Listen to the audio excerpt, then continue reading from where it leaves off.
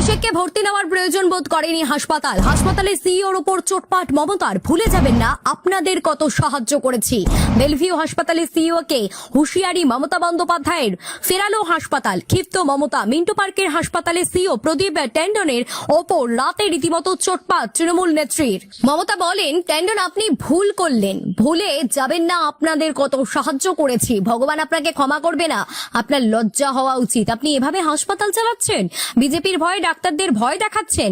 মমতা শনিবার রাতে মিন্টো পার্কের হাসপাতালের বাইরে সাংবাদিকদের মুখোমুখি হয়ে তৃণমূল নেত্রী মমতা বন্দ্যোপাধ্যায় বলেন, একেবারে অভিষেক বন্দ্যোপাধ্যায়কে হাসপাতাল থেকে বাড়িতে নিয়ে যাওয়া হচ্ছে। হাসপাতাল কর্তৃপক্ষকে বর্তমান রাজ্য সরকার হুমকি দিয়েছে বলেও অভিযোগ তোলেন মমতা। মমতা বন্দ্যোপাধ্যায় বলেন, কেন আইটিওতে গিয়ে 2 ঘন্টা রাখা হলো, ওকে বাড়িতে নিয়ে যাচ্ছি, ওখানেই হাসপাতাল করে চিকিৎসা করব।